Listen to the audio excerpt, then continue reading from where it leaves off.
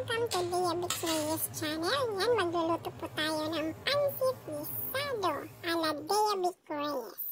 Siyempre, andito yung ating mga ingredients. So, umpisahan natin sa paghiwa ng ating repolyo. So, ayan po. Ito po ay my own version. Kung ano lang ang nandiyan sa kusina, yun lang po ang ating isasahog. Hindi na kailangan ng kompletos na recados, pero masarap po yan. Ako po basta may carrots, may repolyo, may sibuyas, bawang, ayos na po yan.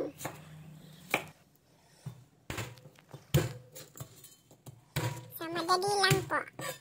Madali lang po ang ating style, ang ating version of pansit guisado. Siyempre, chop-chop natin yung ating garlic. Then, isunod natin yung ating sibuyas. At nakikita niyo po yan. Yan po ang ating isasahog.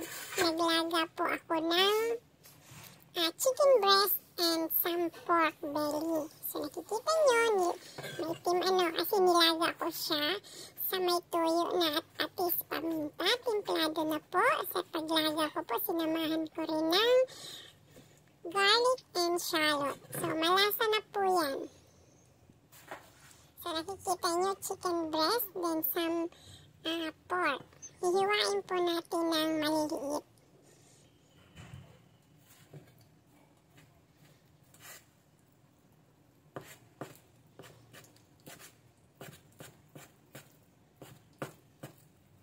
Medyo na-overboiled po siya, lutong-luto. Pero masarap po. Kailangan ko kasi ang lasa ng pork sa soup niya. Dahil yun ang gagamitin natin sa pansit.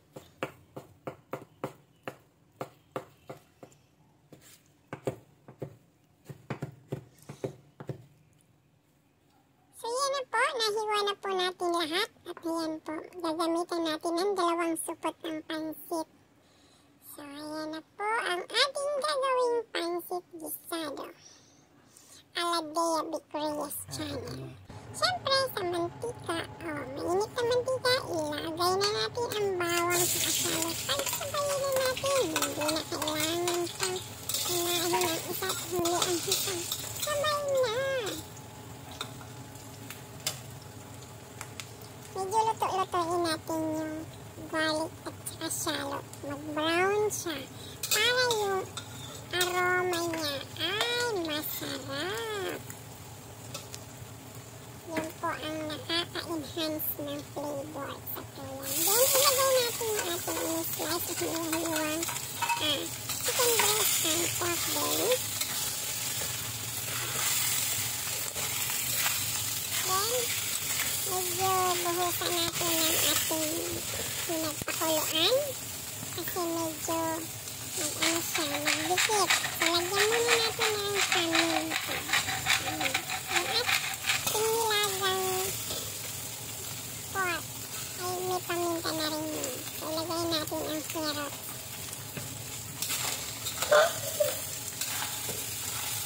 Medyo malalakit po yung slice ng carrots po, kaya inuna ko po siya. Nilagyan natin ng konting sabaw galing sa pinaglagan kasi binisip ito.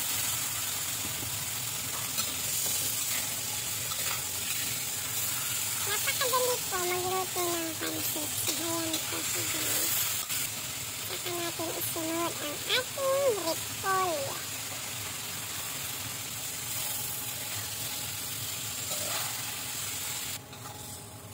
Ang sarap guys, kahit repolyo lang, saka carrots, okay na yun. Then, alisin natin yung ibang sahog at ilalagay natin mamaya. So, nakita nyo, ibubuhos natin yung ating pinaglagaan ng ating karne. So, ayan po. Timplado na po yan. May patis na po yan. May soy sauce. Ayan. Tinimplahan na po. Dinagdagan pa natin yan ng paminta. Habang kumukulo na, so ayan po, ilagay ilalagay natin ang ating bihon. Hinugasan ko rin po yan na bihon. So, ilalagay natin sa ilalim. Ayan.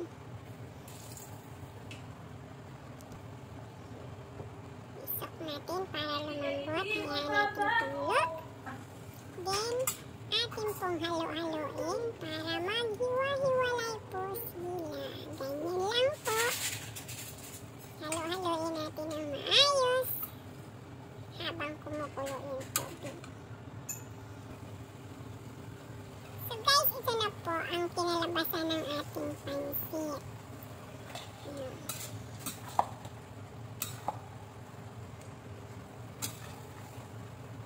Ayan, malambot na siya. Halo-halo lang.